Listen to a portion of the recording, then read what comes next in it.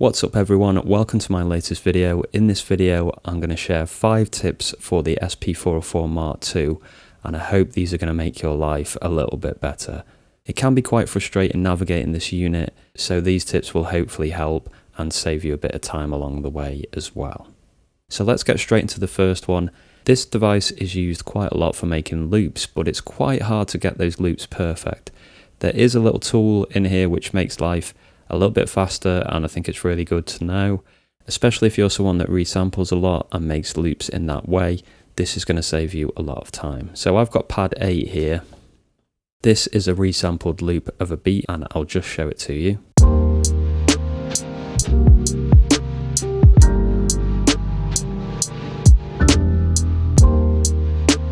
So usually when you adjust the endpoint, you have to listen to that all the way through every time, and it can become very time consuming.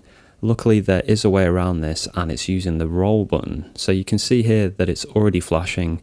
That's because it's showing you that it can be used in this particular area. So I've gone into start and end, I've got the roll button, and what pressing the roll button is going to do is play a portion of the sample instead of the whole sample.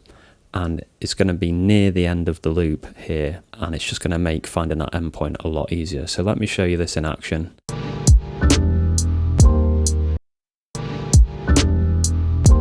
So I'm holding that roll button and it's just playing a little portion at the end, and that means I can fine tune that endpoint if I needed to and only have to listen to that little part of the sample. I don't have to listen to the whole thing over and over again. Okay, that's a really useful tip. It saves a lot of time, like I say, especially if you're a big resampler. Okay, tip number 2 is deleting all the samples on a bank at the same time. Now, this happens quite a lot because you're making a beat, you get frustrated, you don't want to do it anymore. You don't want to have to press delete, select all the samples and then press delete again, because there is an easier way. So I've got 3 samples here, 1, 2 and 3. They're just little noise samples. And I want to delete all of those at the same time. So I'm going to press and hold delete, and then I'm going to press exit at the same time. And you should see now that my screen has changed to say delete bank E. If you decide you don't want to do this, you can just press escape, but I do want to do this, so I'm going to press and hold delete again. You can see it says select pad, press exit, delete bank E, and then I'm going to confirm that by pressing delete again. And just like that, all the samples from that bank are gone. That's a really, really useful way of deleting a lot of samples at the same time. It will save you a lot of time and hopefully make your life that little bit better. Okay, tip number 3 is selecting a pad without actually triggering the sound. Now this comes in useful in certain situations, especially when you're using the pattern mode, and it's just a good one to know. So it's really, really simple to do, and I'll talk you through it now. You can see here on the screen, it's actually telling me which pad I currently have selected, so it's A1. So for example, if I went into start and end, I know now that I'm editing pad A1, and it actually does tell me at the bottom there as well. But what if I want to edit a different pad and I don't want to trigger the sound? So all you have to do is press and hold the value wheel down, and then I'm going to press 6 for example, and you can see now on the screen that it's changed to A6. If I go into start and end, you can see now I am now editing A6, but I didn't trigger the sample at all with the device. It does come in useful in certain situations, that one, so it's a good one to know. Okay, the next one is probably one of my most used shortcuts, and it's particularly useful if you're using bus 3 and 4 at the end of the chain on your beats. So for example, if your bus 3 and 4 is 2 compressors like I have, the problem that we have is that, for example, I don't want those compressors on the sample when I record it into the unit, because it will record bus 3 and 4 onto that sample, and then when I play it back it will also add bus 3 and 4 onto that sample again. Hopefully that makes sense.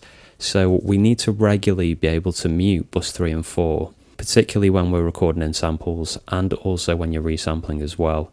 There's a really easy way to do this. Instead of having to go into Shift and EFX set and move this value wheel all the way to the top like that to turn them off, you can see now it's gone to favorite bypass.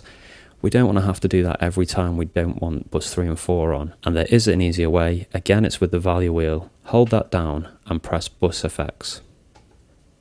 Now you should be able to see in the bottom corner it says off now. If I press it again, pay attention to the bottom right of the corner, and what I'll do is I'll keep triggering this so it stays on the screen, but you can see here you can trigger bus 3 and 4 off and on.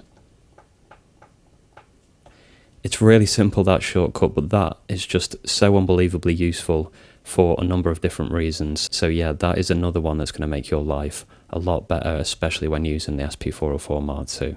Okay, my third and final tip is scrolling through the pages of MFX using the buttons. So we can go into the MFX area like this, but did you know that instead of having to scroll through with the wheel like this and go to page 2 and 3, you can actually just use the buttons. So for example, if I press and hold MFX, we get page 1. If I press and hold MFX and press DJ Looper at the same time, I get to page 2. Then if I press MFX and Isolator at the same time, I get page 3. So what you want to do is use these in combination with the 16 pads we have on the SP404-MK2. So for example, if I just press MFX and I want 404 vinyl sim, I can see that that's pad 14, so I can select it like that. If I press MFX and DJ Looper and I want reverb, that's the first pad, so I press that. And obviously the same in the third page as well, MFX and Isolator, and let's say I want SX delay, which is the second one, I can press pad 2 and that's selected as well. So that makes it much easier to navigate around the effects and choose whatever effect it is that you want to apply. It just saves you having to hold the MFX button and scroll through with the value wheel like this. It's much, much faster. So that's it for this one, guys. I hope those 5 tips will make your life easier. Please make sure you check out all the links in the description below of how you can support me. It really does help me to create making these videos and genuinely live my life day to day. So that would be very much appreciated if you could check those out. Thanks to all the purchases over the past few weeks. It's very much appreciated. Big shout out to all my members. I will see you in another video very, very soon.